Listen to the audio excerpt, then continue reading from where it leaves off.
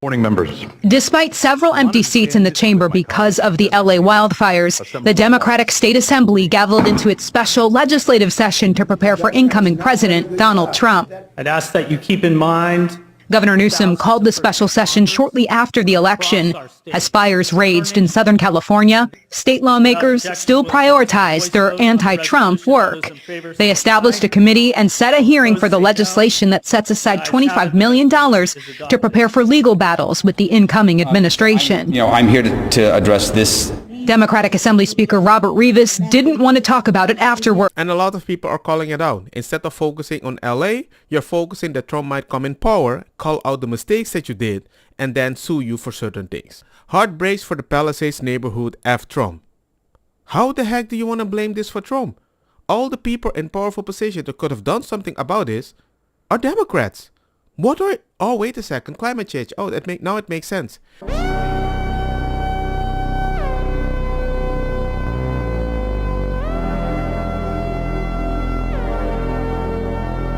And with these fires still burning, we are facing important questions about how to mitigate and prevent disasters like this in the future. Fact is, leaders will need to confront a very complicated and challenging reality moving forward. But right now, that is not exactly what is happening. Instead, Donald Trump and his allies are injecting half-truths, misinformation, and flat-out lies in some cases in order to score a version of political points, I suppose.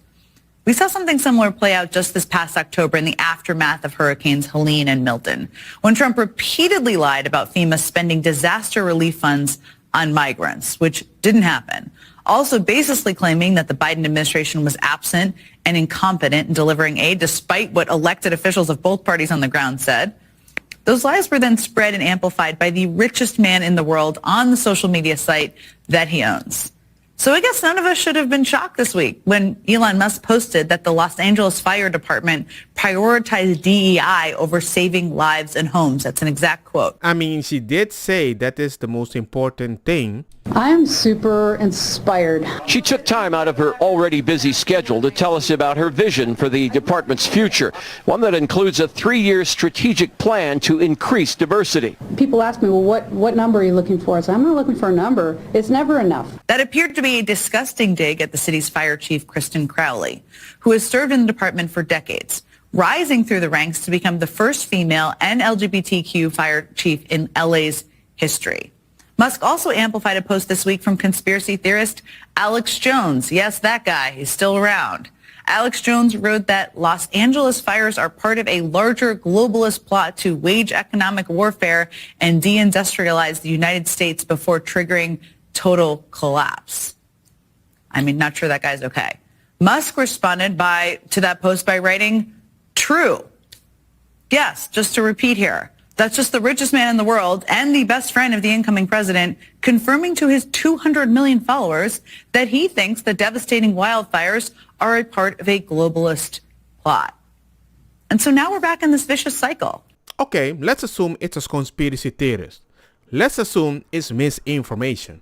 Let's hope Gavin Newsom can make a little sense out of this whole situation. Called for him to come out, take a look for himself. We want to do it in the spirit of an open hand, not a closed fist. He's the president-elect. I respect the office. We have a president of the United States that within 36 hours provided a major disaster declaration over a text.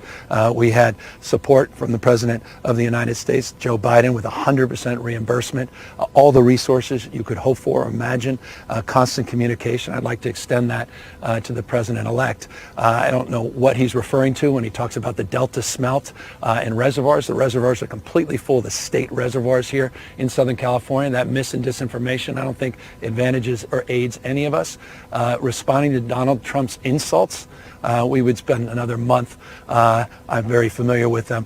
Every elected official that he disagrees with, very familiar with them. We do know, though, from reporting here locally that one reservoir that serves the Palisades was not full. And that's exactly what triggered my desire to get the investigation, to understand what was happening with that local reservoir. That was not a state system reservoir, which the president-elect was referring to as it relates to the Delta and somehow connecting the Delta smelt to this fire, which is inexcusable because it's inaccurate, also incomprehensible to anyone that understands water policy in the state. Isn't that misinformation or obfuscation or lies? To understand what was happening with that local reservoir that was not a state system reservoir, which the president-elect was referring to. The whole idea that you don't want me to be a pattern recognition expert, the way that you speak to me, you make me want to be a pattern recognition expert. Engadilo, remember to subscribe.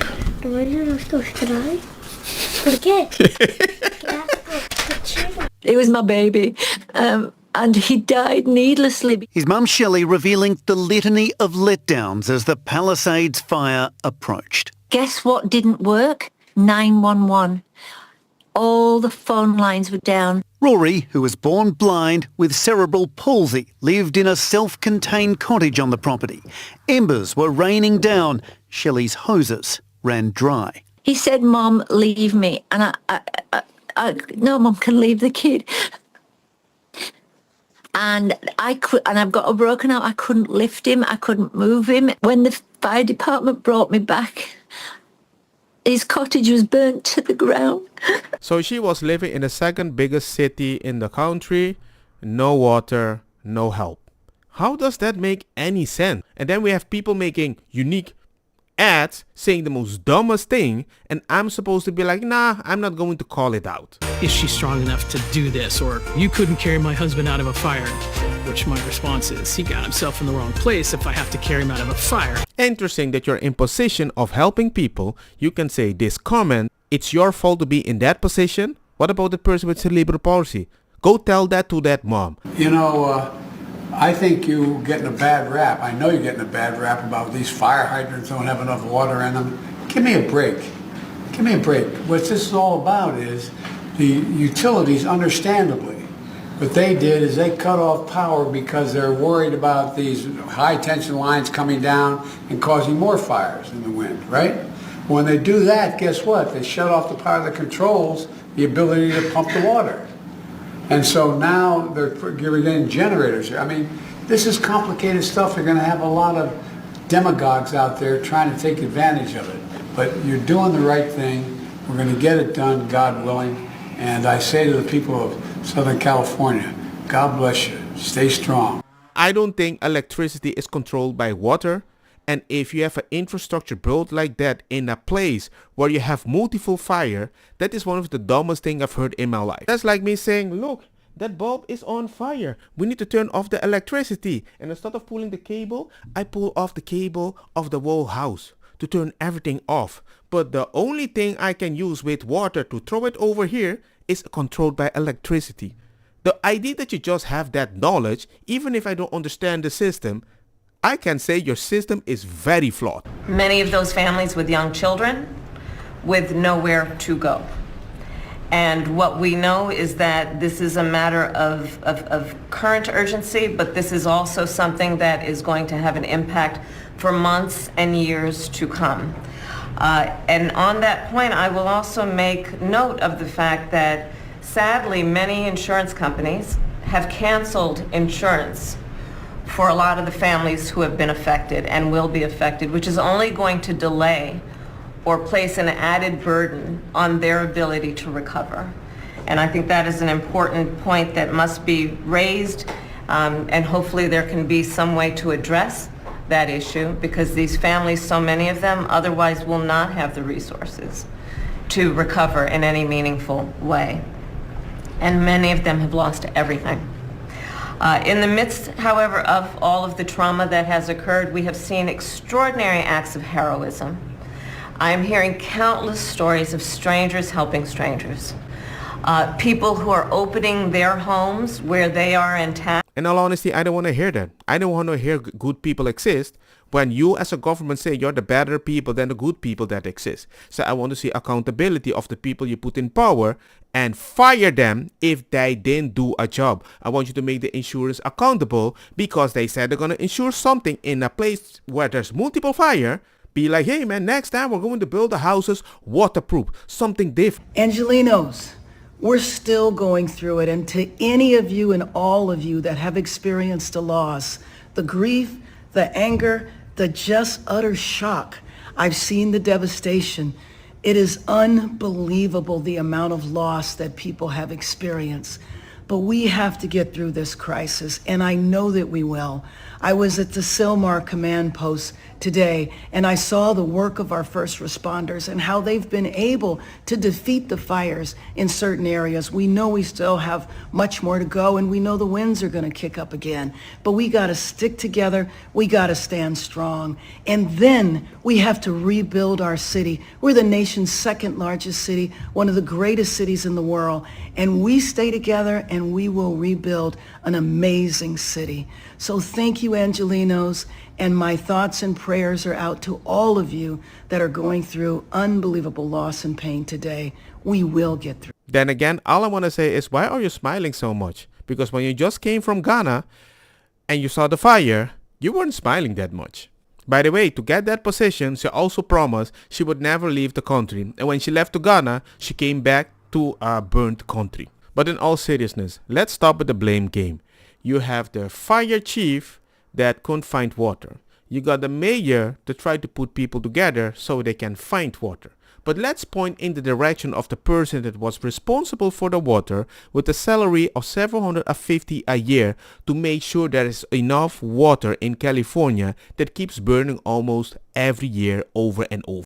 You call it powered by equity, and I know that it's been really important for the DWP to put an equity lens on everything. Yes. Yeah, and that's the number one thing that attracted me to this role. Coming from the communities that I come, seeing what I've seen through my career in utilities and through the military. I've been in the Coast Guard 19 and a half years now, so I got 6 more months to qualify for my 20 years, which was my original goal. Wow, congratulations, and thank you for your service. Thank you.